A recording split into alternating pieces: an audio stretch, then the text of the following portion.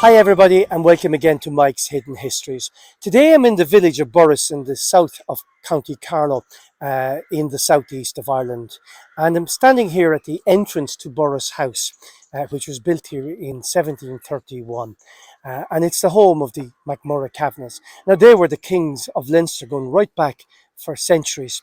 I can trace back their um, lineage many hundreds of years. But I want to tell you about one extraordinary member of that family, and his name was Arthur Mac Murrough Kavanagh, who was born here in 1831. His father was Thomas, and his mother was Harriet Margaret, or Lady Harriet. Now, Arthur was born with no arms or no legs. In fact, he had little stumps that came here, one third of his arm, and the same with his legs, just a short part of his legs. But his mother was determined, Harriet was determined, that he was going to lead as normal as life as possible. He wasn't going to spend his life sitting in a chair. She hired another extraordinary woman as a nurse, Anne Fleming. And Anne Fleming challenged Arthur as a baby at all times, stretching him, putting a toy, making him reach out for the toy. She actually created pads for the ends of the stumps of his legs, and she taught him to hop upstairs. He was able to hop up the stairs or could hop onto a low lying bench.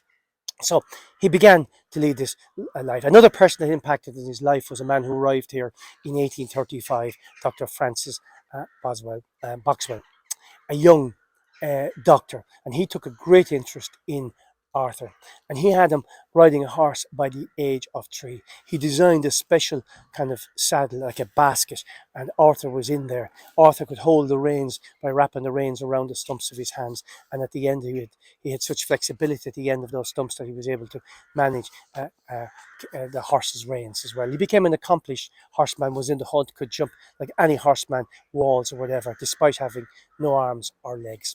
Now, the story actually goes on. He went to school because he had definitely a privileged background here.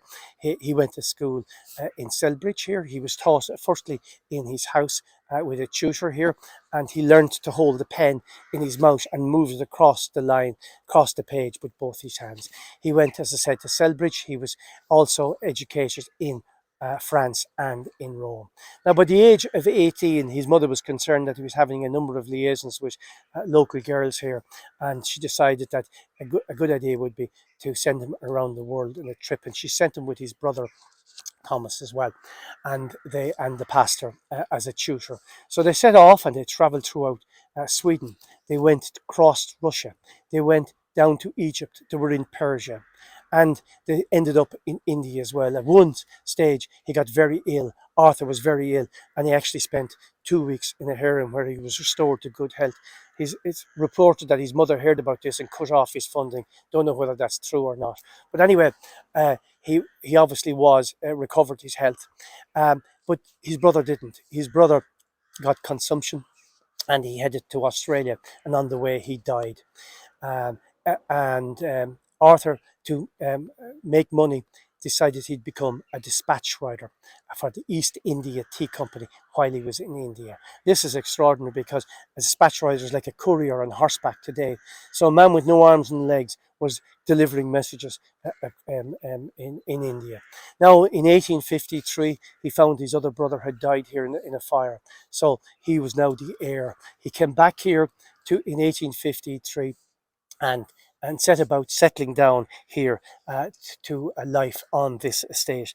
In 1855, he married his cousin Mary Frances Ford Lethby, and she was a very dynamic and good person for him as well, and they both had actually a very happy marriage.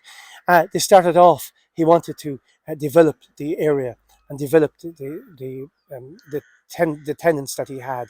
Many of the tenants were able to improve with his help, put new roofs on their houses or improve their holdings. With his wife, Mary Frances, he helped develop a local cottage industry, lace making, and Borris lace became famous all over the world. He opened sawmills that created employment, and he actually paid for and subsidised for the first few years for the railway to come to Borris as well. He designed some of the houses here in Borris and redesigned the village in here in Borris. And some of the houses, one of these designs actually won the Royal Dublin Society Gold Medal for outstanding design. So he was a very talented man and a very active man, despite having no arms and legs. But what he had was certainly courageous. Now, in public life, when he returned here, in 1856, he was appointed the High Sheriff for Kilkenny. In 1857, he was appointed as High Sheriff for Carlow. And he was very active and involved. He wrote a book about his hunting trip to Albania, and that was published in 1865. Now, in 1866, he was appointed MP for Wexford. He was elected MP for Wexford and was in that and was MP there for 2 years. But in 1868, right up until 1880, he was the MP for Carlow. An interesting story about how did he get from Borris here to the House of Commons in London. In fact, because he was an accomplished sailor, he actually used his yacht and he used to sail with his manservant and a crewman right across the south of England, up the Thames, and anchored outside the House of Commons. Rowed ashore to the steps of the House of Commons, and his manservant carried him on his back up and into the House of Commons. And in fact, his manservant was allowed to sit with him in the House of Commons, probably a very rare exception indeed. He got a standing ovation for his maiden speech, and he spoke eloquently and quite often in the House. He was good friends with the Prime Minister Gladstone, who wrote to him on many occasions. Now, he lost his seat in 1880, and he wasn't too pleased with that. But he was a member of a number of other commissions and a member appointed to the Privy Council here in Ireland as well.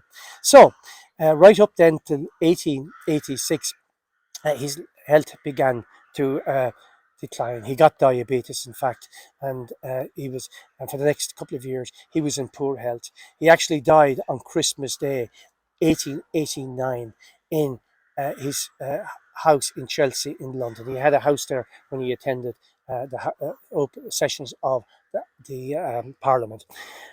And he died. He asked those in the house to stand around and around his bed, and they sang carols to him as he departed this life.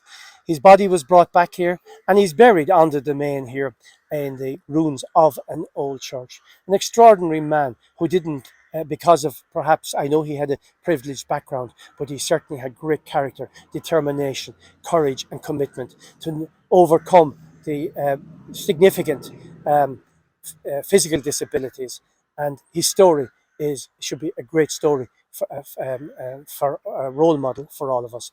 In fact, a number of books have been written about this man, Arthur Mac Murrough Kavanagh.